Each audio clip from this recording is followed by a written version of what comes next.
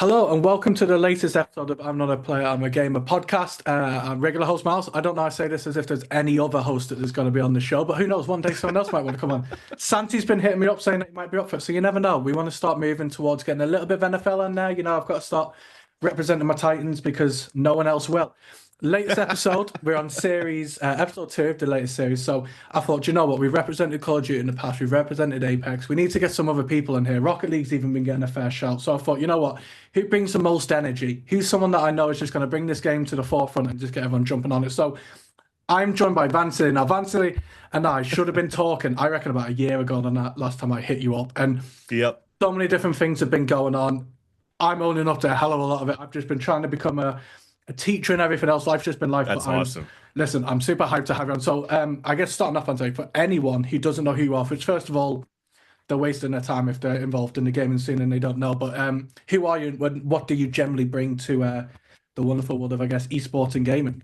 Yeah, awesome, Miles. Thank you so much for having me too. And you know what? Don't worry about it. It took a while before we got together. I mean, life throws curveballs left and right, and you just gotta For sure. swing. And sometimes you miss, and sometimes you just go for the hit and run, and you run the bases, right? So right Yeah. now we're currently running the bases, and we finally touched the first base. Yep. And now it's time to just continue on with that and see where it leads. So it's all good. Perfect. But about me, I've basically been a video game commentator since 2002. So I started with online competitive gaming in Quake, mostly Quake 2 Capture the Flag. That's where I discovered online gaming. Nice. And then I discovered the world of competitive gaming in 2003, where you had like leagues and ladders and stuff like that as well. And I was trying to compete to be like that number one on the top of the ladder with my team in a mod called Quake 3 Urban Terror. Mhm. And as we were trying to reach that number one ladder, we also realized there was really no demos or any ways to really watch games or whatnot and follow the scenes. So there was this organization called back then in 1999 Tribes Shoutcast Network. So they were a group of guys. They got together. They used this program called Winamp to like broadcast some audio matches. So it's like listening to AM radio or just like a radio sportscast of like your favorite football team or baseball team or whatnot, right? And they wanted to expand to different games, so they called this the Team Sportscast Network. And that's where I hopped in and I started to become a commentator. Just for the hell of it, the passion of it as well, Yeah. so that the people in the community could like follow along with what's going on with like the top teams in the ladder, and everybody's just trying to compete to become again that number one and to reach that top of the ladder. So I started with that, and then I breached over to Counter-Strike 1.6 in 2003, and throughout the years, I've gone through many different games and whatnot, but Counter-Strike 1.6 was mainly my bread and butter. I'm Mm. putting that in quotes because nobody was making money back then. I was actually more in debt than anything else, just Yeah. trying to, just having fun, the passion of just broadcasting video games. So I went from 1.6 to Counter-Strike Go, and then I skipped over Source because I stuck with 1.6.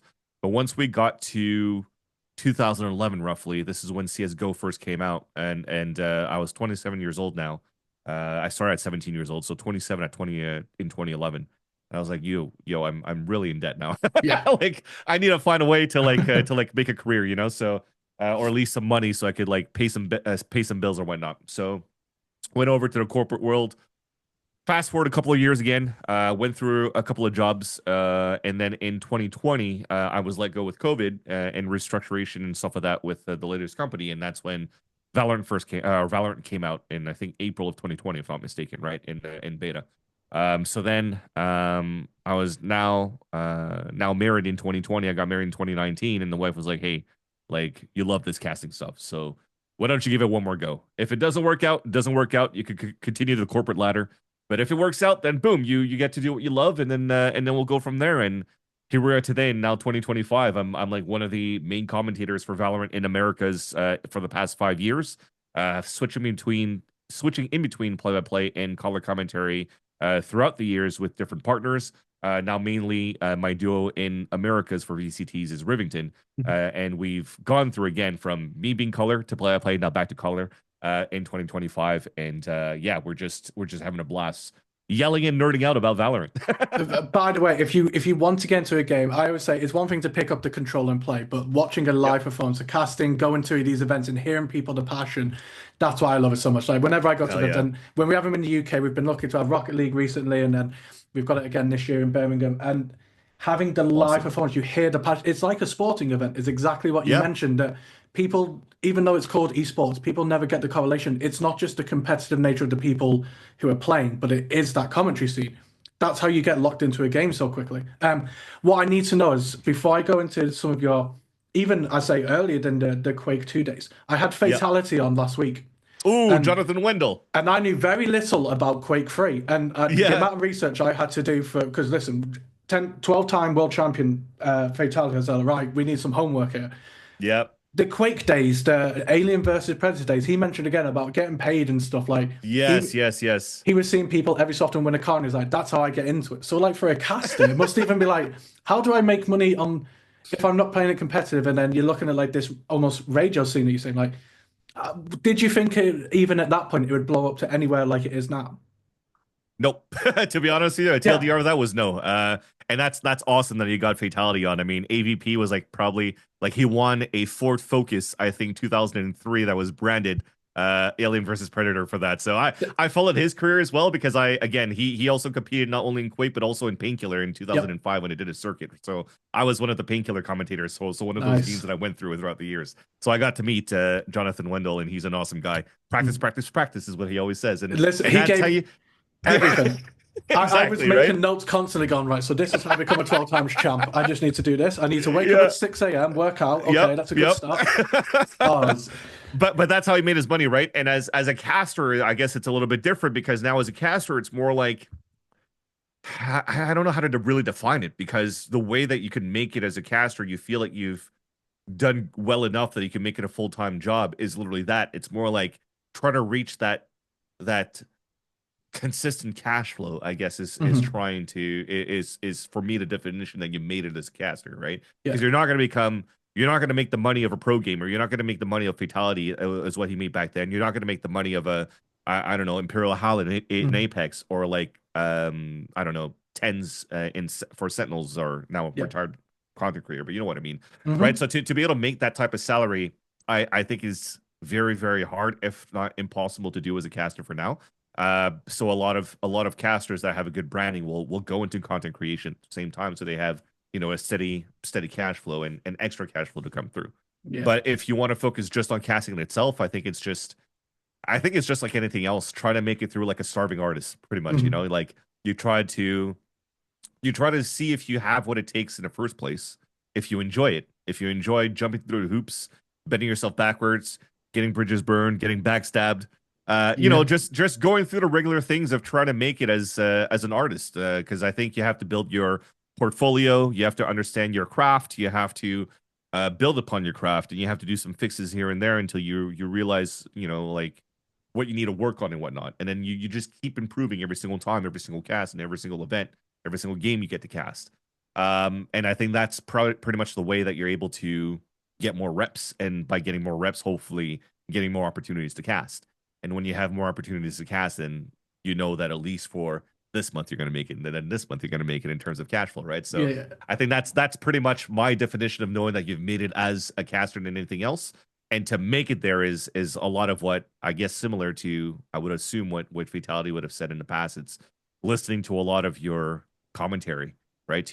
And that was one of the issues that I had when I was one of the OGs casting in audio only, and I casted until even like 2015, 2016. Even though I was like working full time, I was still casting Counter-Strike Go as a hobby because I still wanted to stay in tune with the community. I still love casting. It's still a passion of mine. Yeah. But I always felt like I had some sort of a, looking back at it, I now realize I had some sort of a god complex where it's just like, hey, I've already done these events. I'm already here. Like, why do I need to listen to my demos? What do I need to re-listen to myself cast and stuff like that Mhm. too? I'm like, I feel like I'm good enough if I'm always getting picked for these. And then the more I realize that I'm not getting picked for like the bigger events and the bigger stages, and then always not listening to those that told me in the first place back in 2003 to re-listen to my broadcast, like Alchemist and Sir Scoots, for those who know those names. I finally listened to that advice when Valorant came out, and once Valorant came out and I re-listened to my cast, I was like, holy crap, I'm actually a terrible caster. So like even if there's people that messages me is like, yo, I used to listen to your cast back in like Counter-Strike days and I love your stuff and stuff like that too. I was like, oh, I really appreciate it.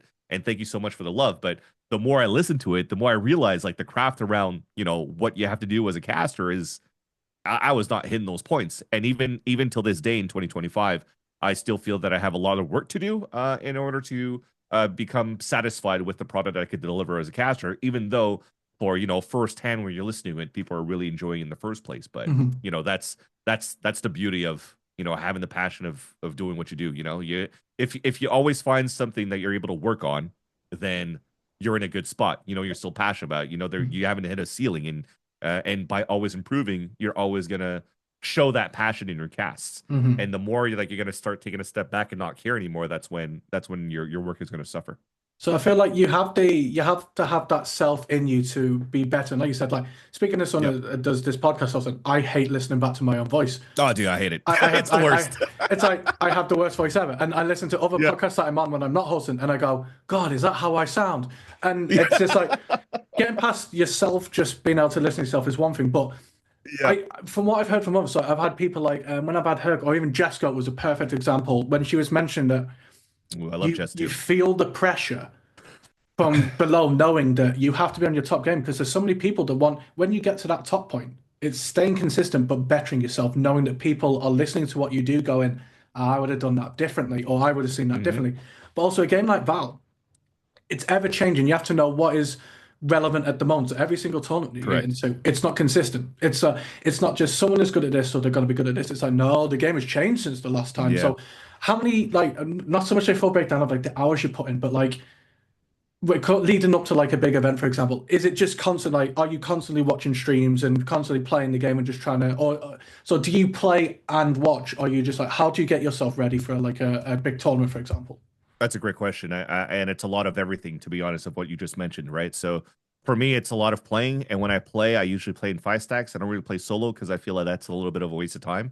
But in five stacks, it's just like losing or winning. It's more fun with a group of friends in the first place. But that allows for you to understand like the premise of the characters that you're playing, right? The agents, especially with new agents coming out, and then you're looking, even if you're not skilled with that agent, you can watch your friends play and you can start studying as they play and figure out like what could be the strong points and the weaknesses of this agent.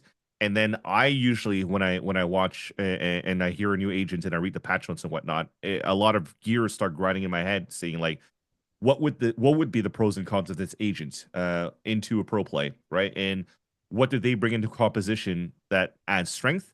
What did they bring in a composition that's lacking? Like good fundamentals or synergy as a team trying to work around the map to get into the objectives to win a round. And then by thinking about, okay, well, if I'm going to use X agent, then I'm missing this, so I need Y agent. But if I'm going to use Y agent, I'm missing Z, right? So it's just like going through the math and going through the what ifs and buts around that. And those were always like these questions that I try to like formulate for myself before I actually start watching like pro games, watching pro gamer stream or just studying a lot of odds, right? So as I go through it being like, okay, well, is my theory around how I could take control of A main on Haven with this new agent, does it make sense how I thought this, right? And then when I watch the games and then I'm like, okay, it starts, some of it hits, some of it doesn't. And then you just readjust into like, you do like a pulse check to understand, to know if you understand your own if you understand the meta or if you understand the approach of the game. And if you don't, then where are you missing the mark? And how can you study this a little bit better so that you follow the meta and you catch up to the meta pretty much, right? So along to what Jess was saying, I think it's very similar to what she was saying too. It's just like you're trying to make sure that you're knowledgeable enough within the game so that you could explain it for anybody who's learning the game at the same time as you. But also, you'll also have to keep in mind the technical aspect of how you tell the story of the game for those that are inspired to become the next you, right? And then that want to take your spot. Yeah. So there's a lot of studying and that comes into that. And I feel, and also to add the other layer is there is definitely a lot more VOD reviews and studies and demos that I do on my side because I'm an old fart, right? I don't have the mechanical skills of being pro anymore. So in order to overcompensate for the lack of mechanics that I have now as the young fraggers have today, then I overcompensate by studying the game a crap ton so that Mhm. at pro level it doesn't sound like I'm off the mark in my analysis and how I want to convey a message or the idea or trying to explain the idea behind a play of a pro player when a pro player is gonna potentially re-listen to the broadcast, Yeah. I want to make sure that they're not like, yo, what the hell is Vansilli talking about, right?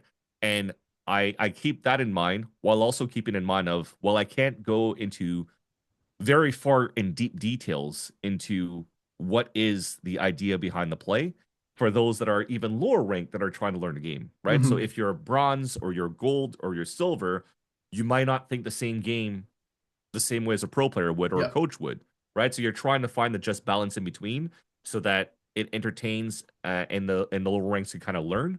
And while the pro players or those that are higher ranked in Valorant don't think that it's a waste of time listening to me yapping, you know? Yeah. So that's Uh, that's everything I put into mind when I try to study the game. I love that. It's almost like so you can tell how they're going to do something, but whether or not you could physically do it's not there. But because you know it so well enough that you give that impression of going, oh, Finn was he was literally just doing it just before. I've just seen him. He just Yeah. did it. Like you're giving that impression. So for people like, and this is almost for me for I think when it comes to watching esports, that Valorant Hmm. is the game that I actually enjoy watching the most, where I still don't really know Nice. what's happening.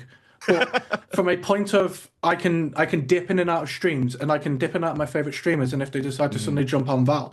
Like even like the Tim the Tapmans out there, when they suddenly dip in and Yeah. out of Val, I'll be like, oh sweet, I don't have a clue what's going on. So I try and learn it and I try and learn it through the casting. For sure. For people that like what do you think is the best selling point of Val? Why is it so like? I mean, like you said, it was just around COVID time that the betting's coming out, and then suddenly it's just blew up. Well, not out of nowhere because it's well deserved with the way the game has Yeah. been designed. But why do you think it is just such a successful and like attractive game for? I think any gamer, regardless of what they play, can jump on Val and almost they have to learn the mechanics in the gameplay, but they all seem to love it in the same way. Yeah, I think Riot did a good job of like the advertisement around it when COVID first came out. So yes, the timing was really good Mm, for when the game came out because everybody was just locked at home and it was something new and fresh. And it was something that really, I guess for me, especially coming from Counter-Strike, it kind of touches home in a sense that it's still yeah. a tactical shooter at the base in 2020. And then there's like an extra flair to it that has like these abilities, but it doesn't feel as spammy as Overwatch, for example, Hmm. right? So for me, it was like a just balance in between for as a player to try something new is great. But then once we got into like um Riot announcing what is it, the Ignition series before we actually got into a VCT circuit, before we even got into the partnership program, right? In those steps. I think they did a great job doing a lot of hero building and marketing around players and co-streamers to make sure that it attracts a lot of new players because a new player base rather. For example, offline TV, that has like a lot of big name content creators under this umbrella. They did a couple of like charity events around Valorant, right? And Hmm. then I go to this Game Changers event in like in Brazil in 2023, I'd like to say. Yeah, because 2024 was Berlin and I didn't go to that one.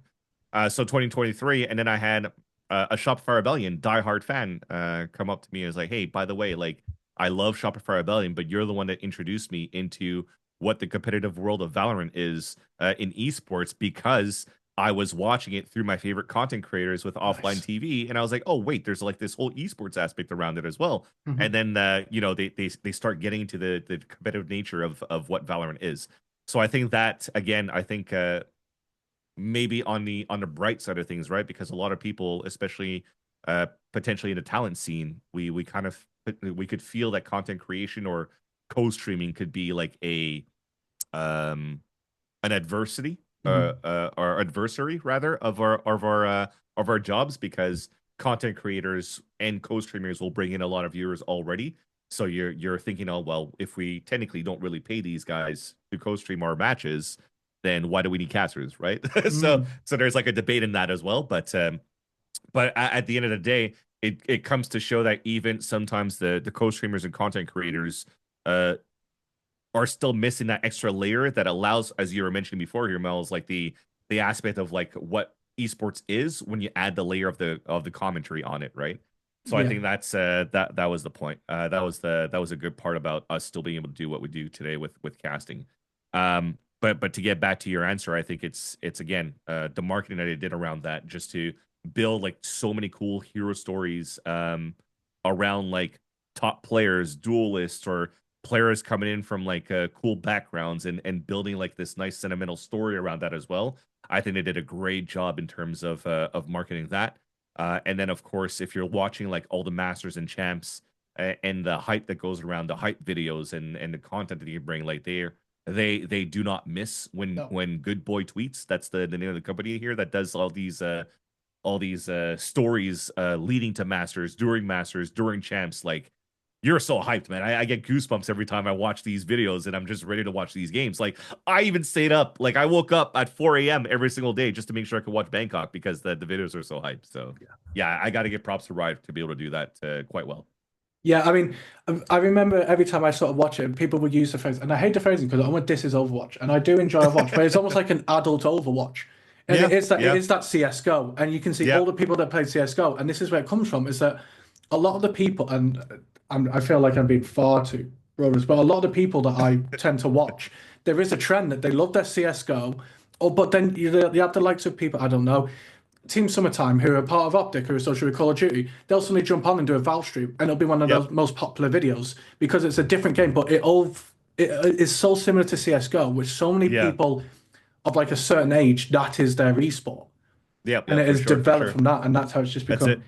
huge. But like when you were doing it with Quake, because like how did gaming look before? So how old were you when you were doing your Quake commentary slash playing? Was 17, 18. 17, 18? So Yeah, so I started playing online games at 13 with Quake 2 Capture the Flag. right. And then when Quake 3 came out and then I was playing the Urban Terror, which was also like if you've never seen that mod, it's basically it was basically Counter-Strike as well. It was a tactical FPS that allowed for you to like strafe and sprint, but you still had a stamina bar. And then you also like for example, if you got shot in the arm, you had to bandage the arm unless or else you're gonna bleed out. So there's like this whole technical aspect around it that was like kind of new from Counter Strike, which also was the reason why I played Urban Terror to start and then switched over to Counter Strike because Counter Strike for me was similar to Urban Terror because I Hmm. started with that and then Counter Strike was like holy crap, there's like a huge scene around this stuff, right? So um, I guess the question is Miles, you're wondering how I started or what it was like casting Mm. in the Quake days, right? So it was a lot more different. Like I said, like I don't know if you're familiar with Winamp, the program, but it was like back, right? No, it's not Oh ringing a shoot. bell. I Okay, so know. we're bringing it way back. Okay, Please do, so please do. there's yeah, so back in the day when people used to borrow music illegally online, right? We were Hmm. using like our Napsters and our LimeWires and whatnot to I'm download our aware of MP3s. LimeWire and getting There LimeWire you go. Pro off LimeWire, which is great. Just So extra viruses for free, basically. exactly that, or like poison pills or whatever, Hmm. audio pills that I like to call to like just mess up the music. Yep. But that was the way you were able to get music back then. There was no Spotify, there was no Apple Music, there was no Amazon Music, so you just download MP3 files, and to Hmm. be able to play MP3 files, you didn't want to use it on your Windows Media Player because it was sometimes it was corrupted or whatnot. But the best client to use it on, or one of them, was Winamp. So you were playing all your MP3s on that. But then they also had an extension called Winamp Shoutcast. So it was an extra app that you installed in your Winamp, and what that does is that you could find your IP and then start streaming your IP so that people could tune into the IP address and Yep. start listening to like a live stream. So it's Hmm. basically like going onto Twitch now, but just with audio. Just audio. And then it was also based off your own internet because you weren't connecting to a server or streaming from a server. So if your internet was bad, then your quality was going to be crappy no matter what, right? Yeah. So that's by the way where the term shoutcaster came from, Oh. because back then we were using shoutcast as the program to stream our broadcast. Hmm. Then the people that would actually do the broadcasting for these games using shoutcast would be called shoutcasters. So then eventually shoutcasters became casters in general, and then broadcasters, commentators, whatever. So Oh. that's yeah. Listen, it's an education. Oh yeah, it's all good. I have to say, That's why you're with an old head like me. listen, did you know what though? It's super fresh because in like the first days, I had a lot of what I would quote unquote is the newer, fresher casters, and I was like, Yeah, no, no, yeah. no. But no one's getting an age. People my age aren't getting like the my gaming was back then. But they tell me all the stuff that's gone on now, and I was like, yeah, I get the Twitch and stuff. But Yeah, talking to Fatality and looking back at like MTV covering that's gaming it. and That's stuff, it. like Yeah, that's the yeah. era where I was like, no one even knows about that, and it realizes that without Exactly. that, we don't have any of this now. Yeah, so let me bridge that then because so back when I was casting again using Winamp, it was just audio only, right? So the only way that you could really know what's going on in the game is just literally listening to the audio broadcast. So that's why as a shoutcaster back then, I was a much faster caster because you had to say so much stuff within that round that's happening and hopefully in enough detail so that if I close my eyes, I know exactly what's going on, right? So I have to be detailed of like, for example, if you come from or if you watch a bit of Counter-Strike and you're mentioning CSGO and I'm talking about Inferno B site back in the CS days, right? So if I'm playing new box and I'm throwing flash towards B main, I can't just say a flash is being thrown B main. I have to say Miles now playing new box, popping up a flash in the front of the B site, landing just behind the sandboxes. So you have to like really be more descriptive so that somebody would understand, okay, who's at a disadvantage, who's actually has the upper hand when the action's happening, right? So it was a lot of details going on to that. So when we're going into those moments where I first started casting, then you only had like 5 listeners, 10 listeners, or something like that, but it was still pretty fun because people were really, really enjoying it. So I went over after my first event in Counter-Strike, for example, in 2003, paid out of my own pocket. It was a CPL 2003, the Cyber Athlete Professional League in Dallas, Texas. And then after that, I was invited to go to the World Cyber Games 2003 in Daejeon, Korea, which was in South Korea, and it was like the Olympics of video games. How that worked is that you had multiple disciplines. For example, I guess back then until 2003 was Unreal Tournament 2003, Counter-Strike 1.6, Karom 3D, which was just a regular pool game. A couple of Samsung games because it was also heavily sponsored by Samsung, so they were doing a lot of publicity around their phones and whatnot, and just a bunch of games, right? And you basically as Vansilli, let's take me for example as a competitor. I'm gonna try to compete online first. I qualify online to play in my regional tournament, which is now placed in Montreal, Canada, where I'm from. And then I have to compete against the other local that groups in like Toronto and stuff like that. So let's say a radius of a couple of provinces or states. After I win that, I have my finals, my national finals.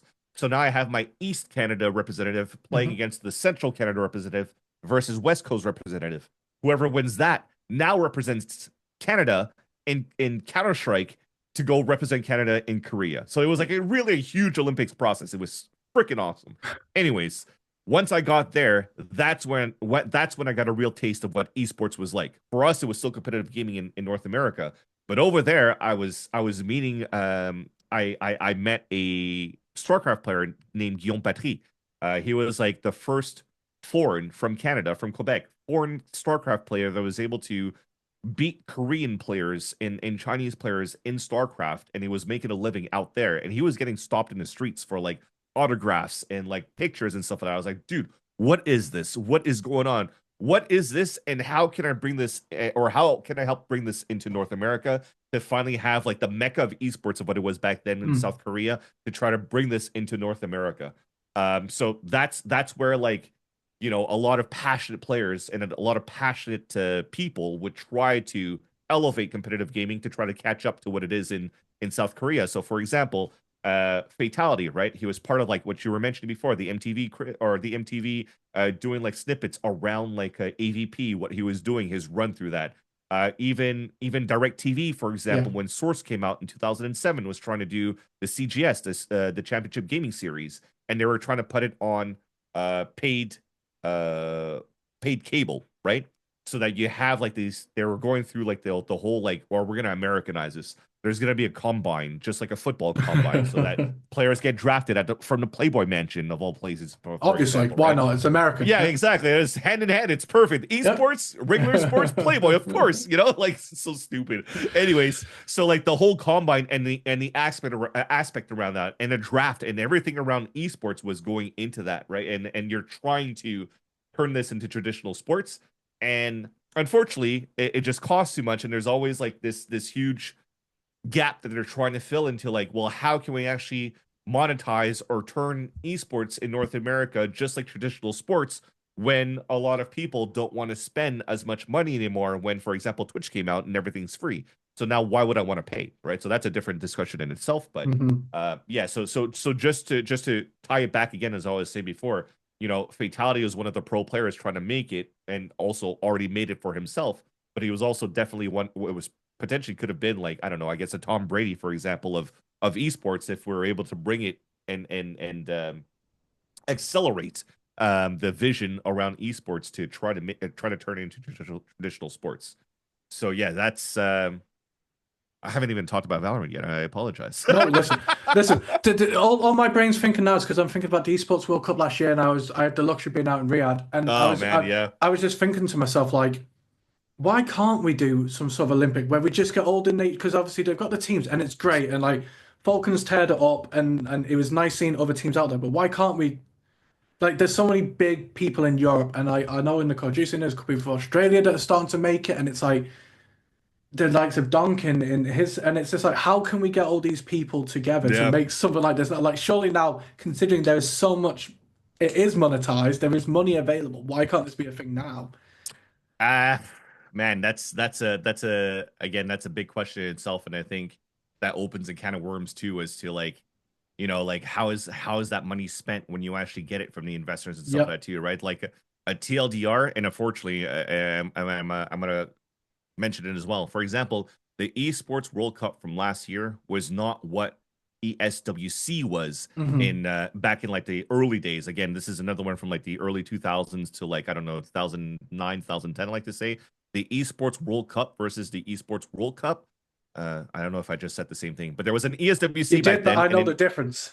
right? Yeah, there's a difference now, right? And then ESWC back then was a lot around like just Nvidia, Intel doing all the sponsors and stuff like that too, and then trying to market their, I guess, technology Hmm. versus esports, right? So you're actually hoping that the marketing around esports back then is gonna allow for you to get more sales with people wanting to buy more Nvidia products or more Intel products to continue to perform well in these tournaments, right? And unfortunately, that money kind of runs out because the first thing that you know big heads or big companies would do if they want to slash some resources, some cost to make sure that they still hit shares for the year, then you're gonna have to cut marketing budget. And if you cut marketing budget, maybe esports is the first thing, right? Yeah. And then that's one thing. And then you go into like the COVID days, and then everybody's going from home. A lot of good investors and venture capitalists are being sold on the idea of what esports could be because you're combining numbers of what esports is versus the Super Bowl of the NFL, and like, oh, there's more people watching League of Legends Worlds in 2020 versus the Super Bowl every year. Has so much potential. And then like, but also if you invest, you're gonna get your money back in like a year. And then lo and behold, they were in the deep reds after a year, and Yes. nobody was even cutting even, right? So I think No. that's another thing. So unfortunately, bad salesmanship or great salesmanship, but with a facade of them not really holding on to their word of what the ROI is. So that money kind of like disappears, and then the esports money kind of disappears. Then the organizational money kind of like disappears in the esports org, and then you're like, okay, well, where are we gonna turn to now? And then the next big investor, unfortunately, now that we have is, for example, again the ones that are running the current Mm. EWC with the Esports World Cup. So that's a different story. I think that unfortunately is creates a big divide into how we're getting money, where we're getting our money, is it the right place to get our money from? And unfortunately, there's just no other place to really get deep pockets right now, right? So that's why Yeah. it gets a little bit into a dark zone, gray zone, into what to accept, when not to accept, right? So once and if that money disappears, where are we going to get it next, right? And then it's just making sure, I think, for it to be more to be able to not necessarily monetize it or to grow it in the right direction, is we actually have to definitely try to move a little more slowly than we are, because I think we are thinking way too ahead, I guess, if I could put it that way. But I think it's very similar if you're looking at traditional sports. A lot of it has um, betting companies and stuff like that are Mm. big sponsors going into traditional sports. So I wouldn't be surprised if we start seeing a lot more in esports. But at least if we're able to, do the correct education of sports betting and stuff like that as well, and not trying to just plaster it everywhere for like people to just get like the streamers to get it from their young audience of like, oh yeah, dude, I just got these free rolls and I'm dropping millions and you should join too. Like that's not the way No. to do it, by the way. No. But I like I said, it opens a big box, a big can of worms. But I think at the TLDR about it is we take a step back, we move a little more slowly if we want to be a little bit more kosher, a little bit more kosher. But I think overall, a lot of people that are definitely in business don't always move the kosher way. Oh, So it's it's what just what you're hopefully doing right one day. now. It's almost like, Exactly. it's always the moment. It's never like the longevity of this, of like, how are we going to make this last for the next 10, 20 years? How can we make sure the next Exactly. generation is set up? It's like, no, no, no, no. How do I make money right now? Right in Yeah, this as moment from me. it. Because screw the generation later Hey, on, in so fairness, I that's the won't be thing. there. So So yeah, it's yeah. someone else's problem. And what I loved is So, that so hopefully you'll be there. Yeah. you mentioned South Korea and how epic it was out there. Like I've gone up Yep. like from the tournaments you've done and your experience of like casting, is there a particular favorite that you have that just stood out? Like people always say to me, like I have some people that say, do you know what, the European crowds are really underrated. They don't because there's such Hmm. a passion there and they never get to see as much. Whereas all I get told is I just need to go out to America and watch it. But with a Canada representative or Korea representative, or but the South American audiences, the ones I see where it's South America, they're the ones to me that from when I'm watching from home, Yeah. it's insane. Like, is there any that jump out to you? For me, I have never had that. Unfortunately, never had that experience yet as at least a stage caster for like big arenas. Mm. As somebody that was able to watch from home, I always do love South America, as in Brazil, for example. I think Australia is super awesome when they have IEM Sydney for Counter Strike, and I watch it as a spectator from home. Like a lot of these events that I'm naming are for me as a spectator watching from home. So Hmm. like I heard Japan was super amazing. Thailand that just happened for Bangkok, right? I think every single region that has a big major, for example, in the main esports that I follow. So for example, Counter-Strike 2, Valorant and Apex for now, like every region and every spot that they go to is always going to be super loud. So when your friend tells you, yeah, this place is loud or this place is loud, you count their word for it because Yeah. they know they've had a blast, right? As a commentator for me though, I think my best experience so far has been um the Game Changers event that I did back in 2023 in Brazil because it was like the first S tier tournament that I was finally able to get a grand finals cast with Hmm. Potter, who was my co-caster for that event. Christina the guy goes super way back as well. She used to be a pro in Counter Strike 1.6 when I used to cast the women's league Yeah. in ESWC, as we were talking about back in the day, right? So um to be able to cast that and finally have like some sort of like almost close in the loop of like I've been grinding for 21, 22 years, and I finally was able now to finally get a grand finals at an international event. So it took a while. It took me longer than others, but I finally made it, and that's where it's always gonna have like a sweet taste, Hmm. and something that's bittersweet for me to always think about. And to be able to get a grand finals and Shopify Rebellion's first win as well in the game Yeah. changer scene. So that's to be able to make history that way, and hopefully giving a game justice as I did. I felt I did. Hopefully, that was something that's memorable.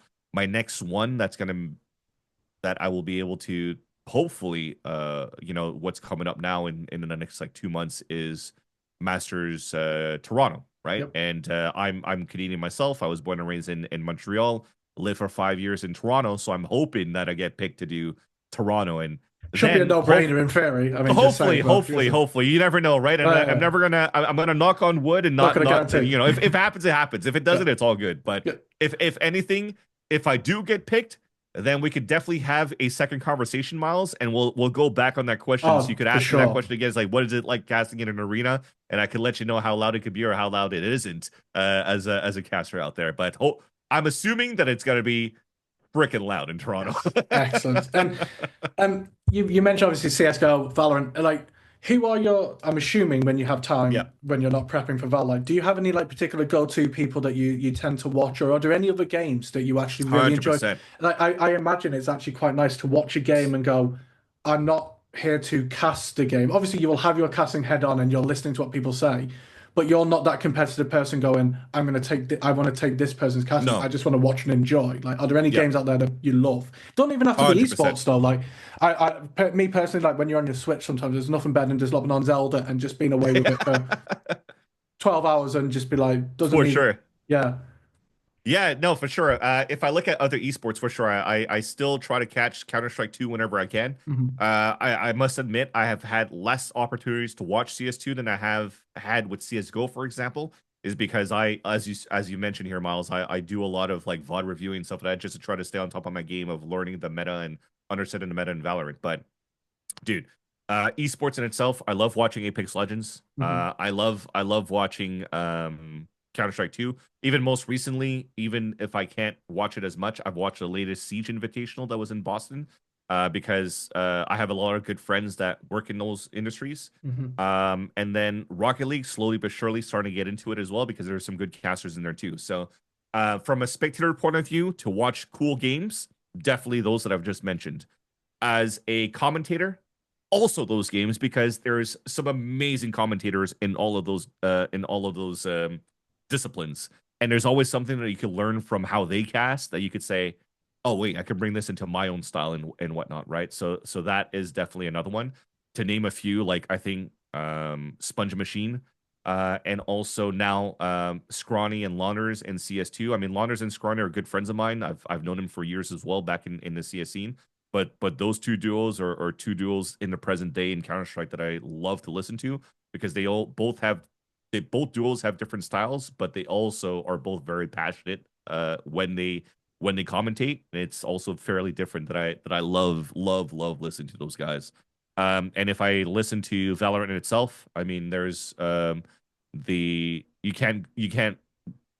cannot not talk about Valorant casting without not mentioning Pansy, right? Yeah. So Pansy, Hypoc, Brennan Slideshow, Uber now that has joined us Yeah. from Overwatch, and Wyatt now have been outstanding as a duo too, and I'm able to listen to those guys and listen and learn from them to try to better myself as a caster as well. Apex, there's like there's Onset, if I'm not mistaken, is his name. Dan Gaskin that also does Halo, for example. Yeah. Yeah. Dude, yeah, so love those guys. So they're all cool people, cool esports to watch. And then when it comes down to like I just want to relax and watch games and watch streamers, I do watch pro streamers, like pro gamers stream, but I think I have most of my fun watching like Sliggy, Hmm. Sean Garris, for example, because they do some very analytical watch parties of the games. So I get to learn at the same time while I relax.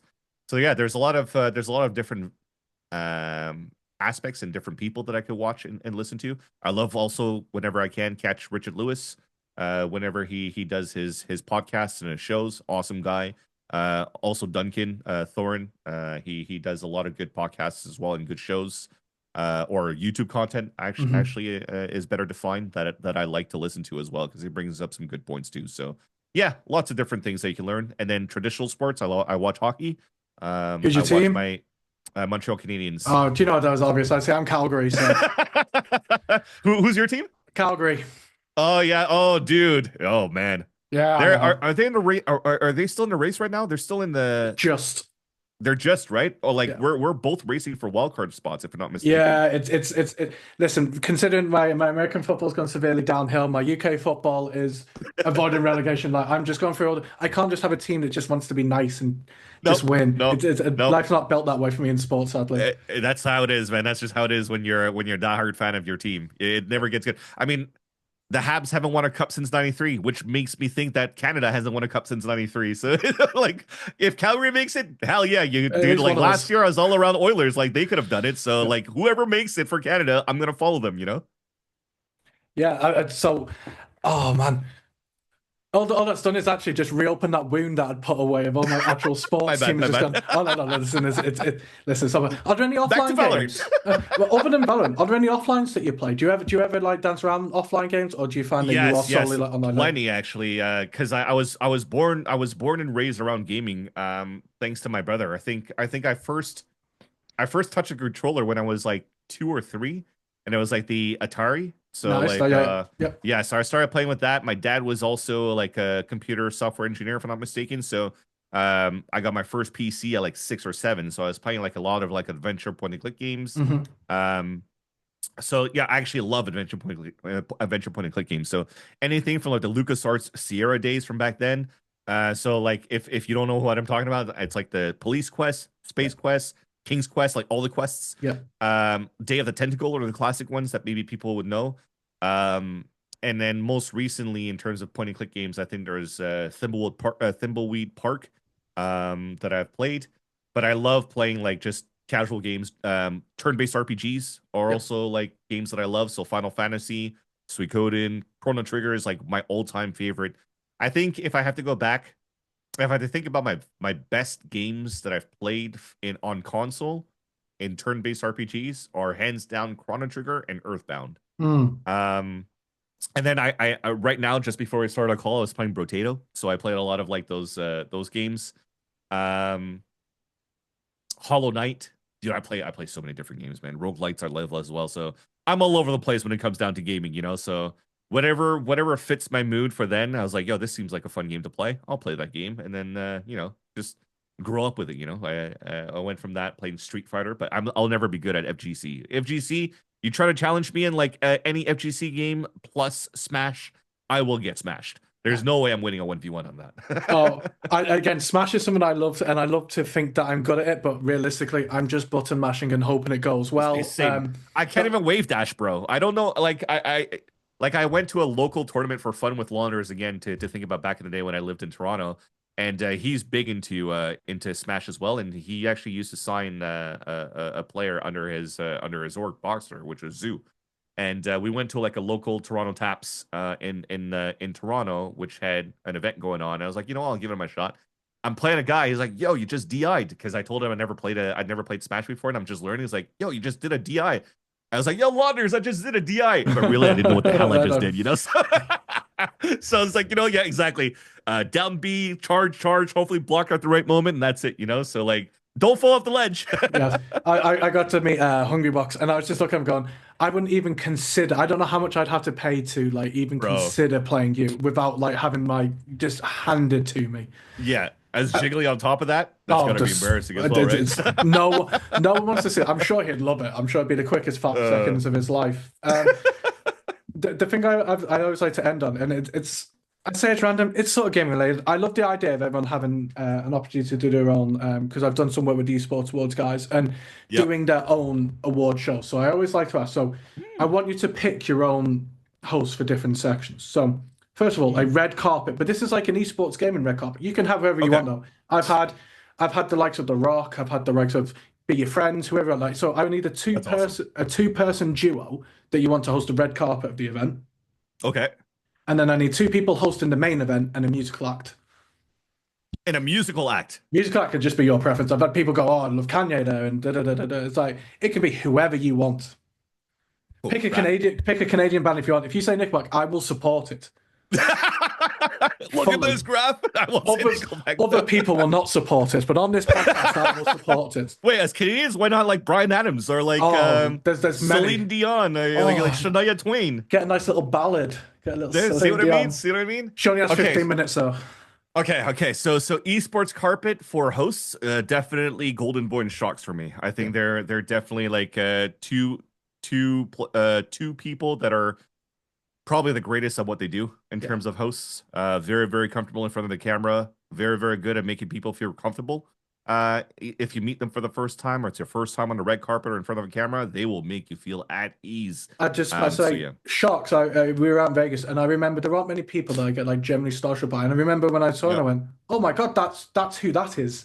And yeah, this is when I was with Hungry Box, and we were watching the Argentina were playing in the World Cup yeah, at the yeah. time, and she just came over and just started chatting to Hungry Box, and I was just like, "Is this moment happening?" But like you said, you just straight away the pressure was just completely released of just like, "Oh no, Yeah, yeah, yeah. just another genuine person in the industry." It's Exactly. great. Exactly. No, they're super awesome people. So definitely those two for an esports event. Now, I need some clarification about the musical event. So you're asking like, are they going to be hosting a musical? Like, are we talking a musical like You I can don't know, like if you want Wicked to or go something or if you want to host I will give you we'll treat it like a 15-20 minute halftime show almost. okay, okay. They can do what they want. You can have anyone up there. You can have someone who can't sing if you want, but I want some form of music where it's either a performance Oh, or music for oh dude, okay. Yeah, you, yeah, yeah. but if you want to lob on a musical, I mean, if you want to get some Les Mis on there for 20 minutes or Oh, Dream the dude, no, Dream, hold on. Hold on. You're gonna take me places now because just like in video games, I go all over the place for music as well. Like I have my moments where I have like my indie music, I have my rock music, I have my rap music, I have my hip hop, I have my EDM.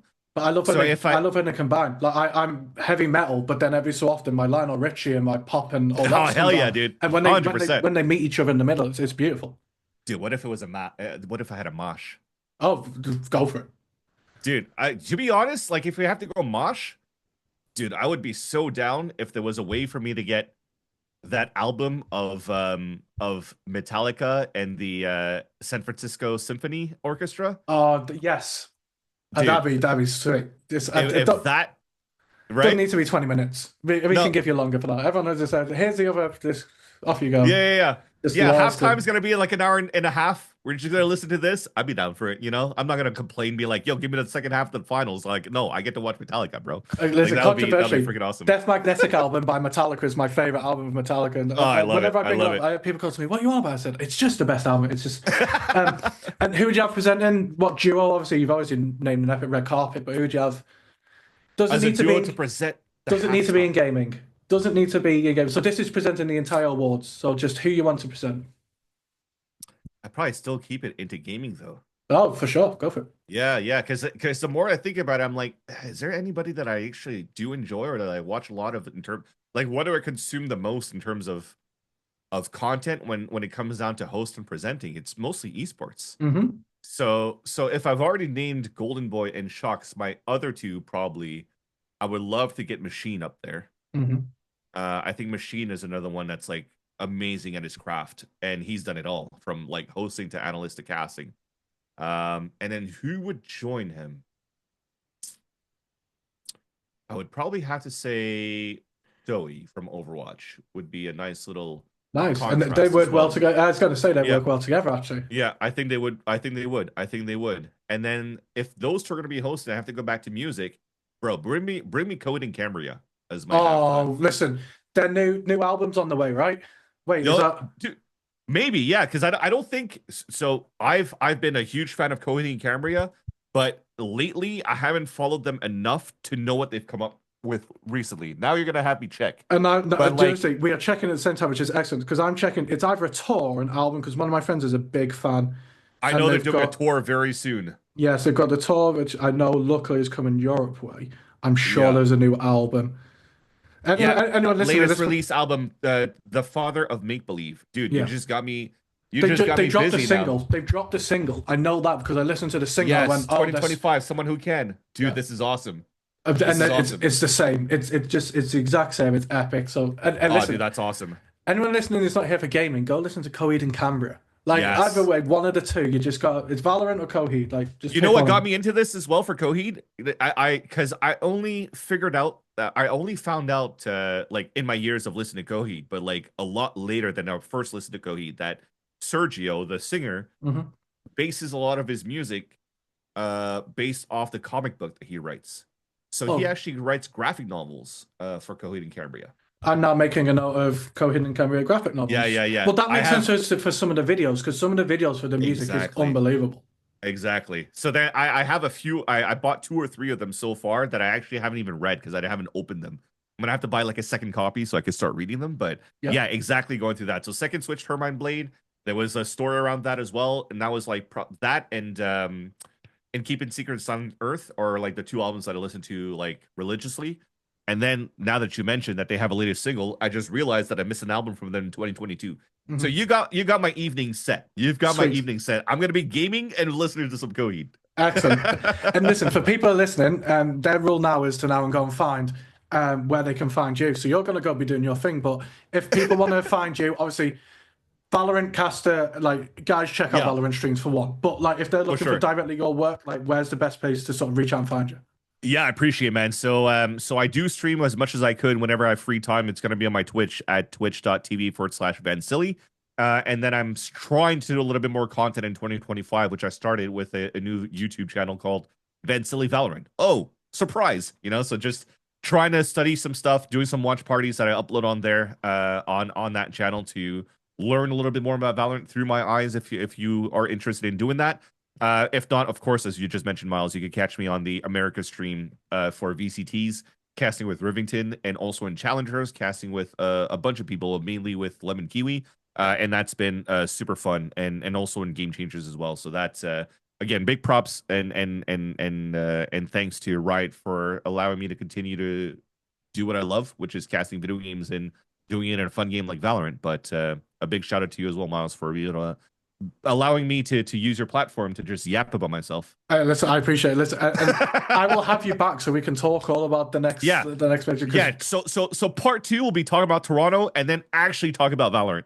Excellent. And listen, and Lemon Kiwi I've reached out to, so if we can make it, I'm gonna make a duo happen. I don't know how we're gonna make it happen, but I'll message her. I'll message her. Tell her to reach out to you. Dope. Because I had a good time. I had a blast, and you'll have a good time with Miles for sure. Dope. And for anyone listening, yeah, so you need to make this happen. If it makes you pick up Valorant to play, excellent. If it makes you listen to Coheed, even better. And if it doesn't make you play Valorant, I apologize. You will come listen to part 2 at some point. We'll make it happen. In part 1 or part 2, we will have new Valorant players. I don't know how it's going to happen. But for everyone else, there's going to be play episodes coming up in the next couple of weeks. I've got some recording. We've even got I'm having to do some cosplay research because I've even got some famous cosplay / gamers. So I've had to listen. I'm learning so much from having all these other people on. It's amazing. So that's awesome. As always, I appreciate everyone listening. And I can't wait till next time, guys. So I appreciate it again, Van. Really appreciate it. It's took a year, but it's been well worth it. Oh yeah, dude, it was fun. I'm super down to do this again. And again, I apologize if I derailed this a lot. So like I said, we need a part 2. Stop. Cool. Right. Cheers, guys.